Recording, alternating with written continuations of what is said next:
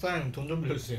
아니 총무가 돈이 없으면 어떡합니까? 아니 그거는 내가 총무하는 건 여기 돈 관리하는 거지 내 돈 관리하는 거 아니잖아. 나 진짜 내 통장에 350원 밖에 없어. 352원. 352원이면 맞네. 나도 아니, 돈이 없는데. 아 형은 왜 사업을 하는데 돈이 없어요? 사업을 한다고 돈이 있는 게 아니잖아. 내가 지갑 보여줄까? 아니 왜 지갑을 보여줘? 아니 왜 아니 진짜 아니 카드잖아 카드. 카드. 아 나 진짜 내일 사 먹을 돈이 없어서 그래. 그러니까 진짜 돈이 없다 얘. 어떡하냐? 맞아. 아니, 돈 들어올라 얼마 안 남아. 여러분 우리는 한데. 왜 지갑에 돈이 없을까요? 아 그만 갚을게. 우리 그냥 이걸로 그냥 지갑의 현상이나 한번 찍읍시다 그냥. 아 이런 거 찍는다고 돈 되는 거 아니잖아.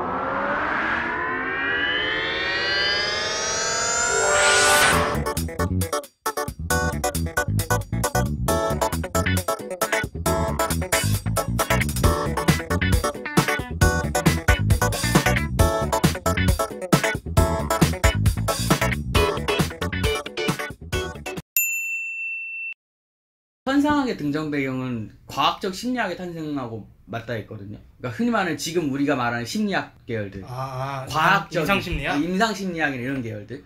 그러니까 그거에 대한 반발로서 나온 거야. 현상학이라는 게. 프로이트 정신분석 쪽에서 내려온 건가? 과학적인 게? 아니 현상학이? 처음 프로이트인데 독특한 게 프로이트 본인 자신은 과학이라 생각했어. 그 이론이. 뭐 모든 철학자들이 그렇지. 아 근데 약간 이게 어떻게 된 거냐면 처음에 되게 웃긴 게 이 흔히 말하는 철학적 심리학과 과학적 심리학이 동시에 탄생하거든. 근데 과학적 심리학이 흔히 말하는 과학적 방법, 통계학 같은 거 들고 와가지고 인간이 어떤 상황이 있을 때 그걸 어떻게 행동하냐에 대한 분석 방식으로 과학적 심리학이 등장했는데 그에 대한 반발로서 인간 고유의 정신작용? 이런 걸 파고드는 게 현상학이거든. 과학적 심리학 예를 들면 어떤 상황이 있을 때 인간은 이런 감정을 느끼고 이렇게 행동한다. 이렇게 과학적 심리학이면 철학적 심리학, 흔히 현상학은 이 감정을 느끼는 것, 그 느낌 자체에 대한 탐구로 넘어가. 인간 개인 고유한 느낌. 어떤 거, 주로 그래서 현상학이 다룬 게 무슨 흔히 뭐 증오, 분노, 사디즘, 뭐 마조이즘 이런 그런 인간 그 하나의 개인이 세상의 세계에서 느끼는 그 현상적인 경험들 그런 거 집중 판단하는 거라서 철학 중에서 그나마 살아남는 분야? 왜냐면 과학이 도저히 건드릴 수 없는 그 고유의 영역? 그래서 현상학이 좀 떴었고 지금 많이 죽었는데 이제 그것도 이제 요즘은 과학이 대세인 시대니까 그것마저도 과학이 잡아먹으려고 하고 있는 단계지만 아직까지는 그게 다 잡아먹진 않아서. 근데 현상학은 공부하면서 매번 느끼지만 너무 파편화돼 있는 거 아니야? 맞아요.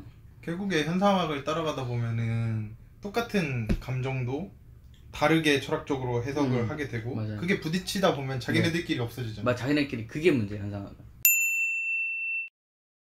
현상학 계열이 처음에 계보가 처음에 제일 먼저 만든 게 후설이라는 사람이었고 근데 후설이 처음에 했던 게 우리가 그 본질이라는 거를 어떻게 느끼고 어떻게 느끼는 게 어떻게 표상되는 거냐.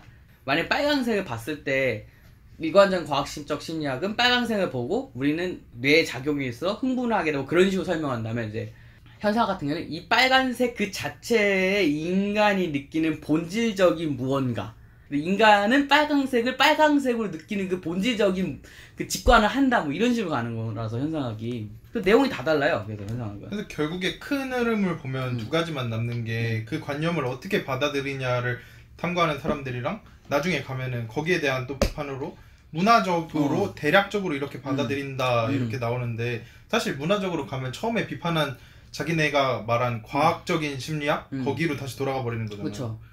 그래서 요새는 되게 현상학자라고 하는 사람들이 문화학자라고 평가를 많이 하게 되지. 그렇죠.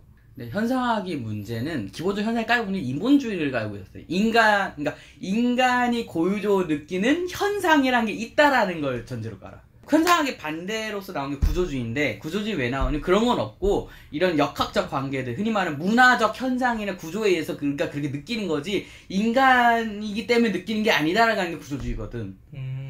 근데 현상은 그래 아직까지 현상 그 흔히 말하는 사르트르가 대표적인데 사르트르도 결국 인본주의로 가잖아. 그래서 시초주의 휴머니즘이라도 그런 내용. 그러니까 계보를 간단히 설명해 주자면 처음에 칸트가 이제 물 자체 얘기 나오면서 우리 인간은 그 진리라는 걸 그대로 알 수 없다. 그래서 우리는 범주를 통해서 느낀다. 거기까지 간 거야 칸트가. 그러면 이제 독일 관념론이라 불리는 뭐 피테나 쉘링이나 그 흠을 헤겔 이쪽 사람들은 어떻게 가는 거냐면 그러면 그게 뭐야? 우리가 알 수 있는 그 물 자체라는 게 뭐지? 그러면 이게 물 자체가 있고 없고 그게 무슨 의미가 있어서 끝없이 그거 자체가 무엇인지 더 깊게 파고드는 거지. 그래서 관념론이라는 게 탄생하게 되는 거지. 그러니까 우리가 느끼는 그런 진리라는 건 결국 우리의 관념 속에 있다. 그렇게 가다가 그게 나중에 현상학 쪽으로 빠지게 되고 현상학에 대한 나중에 실존주의로 가. 현상학에 대부분 실존주의로 가거든. 흔히 말해서 대표도 사르트르나 이런 사람들이 가는 거니까. 그 맥락은 인간이 느끼는 그 현상들에 대해 집중을 하게 되는데 그거에 대해서 반발로 나온 게 흔히 구조주의자들 레비스토로스나 뭐 락강이나 이런 사람들 인간의 휴머니즘 말하는 게 아니라 그 인간의 주변 상황 그 상황 환경 결정론 같은 것들 그렇게로 가고 그래서 흔히 구조주의에 나오고 그 구조주의에 또 반발하는 게 후기 구조주의에서 구조만 전부 아니라 그 구조 안에 인간과 상호작용하는 관계로 해서 뭐 들레즈나 뭐 푸코나 이런 사람도 가는 거죠. 후설이랑 사르트르의 현상학은 완전 달라지는 지점이 달라지죠. 후설은 현상 자체를 파악해 보려고 하다 보니까 인간이 가지고 있는 현상에 대한 거를 탐구했고 그러다 보니까 경험주의자다라는 비판을 받고 그렇죠. 있고 거기서 달라지는 지점이 사르트르는 실존주의가 어떻게 나오게 됐냐면 결국에 그 현상을 만드는 초월적인 것들이 있다. 그래서 그거는 세계 내에 존재하기 때문에 그렇게 돼버리면 인간의 무용해져 버리는 거지. 그래서 똑같은 현상학인데 완전 서로 반대 말을 하고 있는 거야. 그렇기 때문에 현상학이라는 게 있냐라는 물음부터 해야 되는 거 아니야? 그러니까 현상이 되게 힘들어. 그러면 우리는 이제 실제 사례를 하나 가지고 오늘 얘기를 해보기로 했는데 현상학을 다루기 위해서 실제 우리의 문제는 뭘까를 먼저 얘기를 해보고 그 문제를 다루다 보면 현상학에 좀 더 다가갈 수 있지 않을까. 아니 일단 우리의 큰 문제를 찾았어. 현상학 얘기하려고 주체 해석학을 사서 봤는데 주체 해석학이 현상학에 대립되는 건데 현상학이 뭔지도 모르면서 그걸 보고 앉아있으니 공부를 다시 해야 돼. 공부를 다시 해야 돼. 이게 현상학을 하나 묶을 수가 없어. 그러니까 현상학자라고 하는데 주제가 안 맞아. 사실 현상학이라는 학문 자체의 이름을 보면 현상 자체를 다루겠다는 건데 결국에는 철학에서 처음에 하고 있던 작업이랑 비슷한 거 아니야?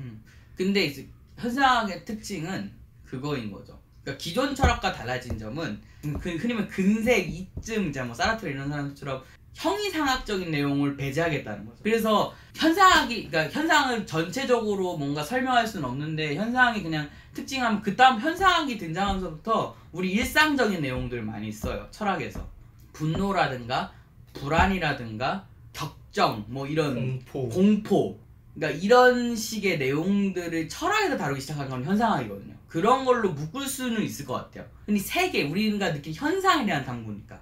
근데 그거에 대한 각자 해석이 현상학자로 너무 다 달라. 얘네 그냥 밀레투스 학파 아니야? 약간 밀레투스. 그래서 결국에 사르트르 이후에 자기가 현상학에 도전한 사람들은 현재 와서 현상학자라고 평가를 안 하잖아. 뭐 야스퍼스나 이런 사람들이 사실 거기에 도전한 거거든. 인간의 뭔가의 상황을 상정하고 그걸 해석하려고 그랬는데 우리가 그 사람들을 현재 현상학자라고 하지 않죠. 결국 후설과 사르트르에서 끝난 거 아닐까? 현상학은 끝은 그렇게 된 것 같아요. 그러니까 그나마 있는 게 흔히 말하는 포스트 현상학이라 해서 데리다가 있긴 있는데 포스트 들어가는 순간 이제 현상이 아니게 되는 거잖아요. 포스트 현상은 그냥 우리가 알고 있는 현상학과는 다른 그냥 별개의 뭔가 지 혼자 뭐 하고 싶은 거 하는 거고 특히 저는 현상학자 중에 그나마 현상학 중에 좀 좋아하는 사람은 사르트르 일단 사르트르는 현상학자라고 보기도 애매하고 뭐 일단 여러 복합적인 사람인데 사르트르도 일단 포함시키고 그 다음 좋아하는 레비나스. 근데 그러면 레비나스나 악세로네트 같은 사람들은 그거를 그 방법론적인 현상을 받아서 약간 다른 서술을 하고 있다고 봐도 되려나? 난 그렇게 생각해. 나는 그렇게 생각해 개인적으로.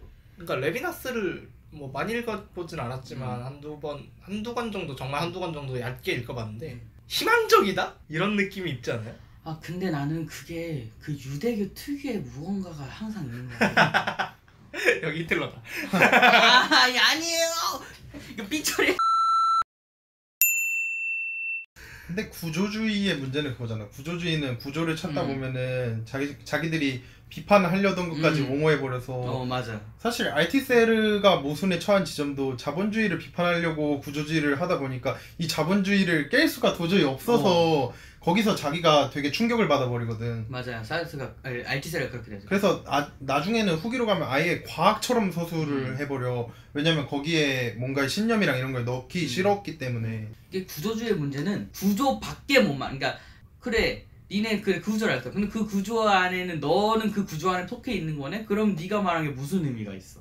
그치. 그래서 사실 자본주의 문화를 까는 알티세르가 자본주의를 되게 공고하게 쌓아줬잖아. 그렇죠. 그러니까 현상적인, 그러니까 사후적인 해석밖에 불가능해진 학문이 돼버려가지고. 그리고 결국에 그렇게 되면 과학자들이 비판하지. 너네가 우리보다 나은 게 뭐냐. 우리는 차라리 현실에 유용하기라도 하다. 라고 해버리면 구조주의자들이 솔직히 할 말이 많지 않지. 그래서 구조주의는 나중에 그냥 흔히 말하는 방법론밖에 안 남아요. 사상적으로 남지보다.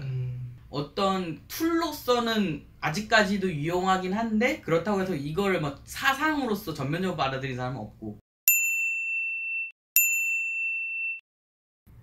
우리 근데 어쩌다 이 얘기까지 갔죠? 결국에 저번에 그 지갑 얘기하고 나 돈 빌려달라 했다가 찍자고. 그치 이게 지갑의 현상이야. 뭔 얘기하다가 아니, 현상학 얘기를 하면 이렇게 됩니다, 여러분. 아니 지갑의 현상학 찍으려고 했는데 그냥 현상학 찍었어. 뭐야 어떻게.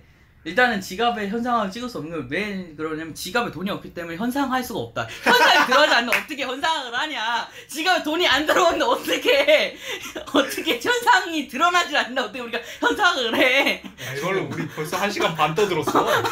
지금 되게 소름 돋는 생각이 들었는데 지갑이라는 건 돈을 넣기 위해 존재하는 거잖아.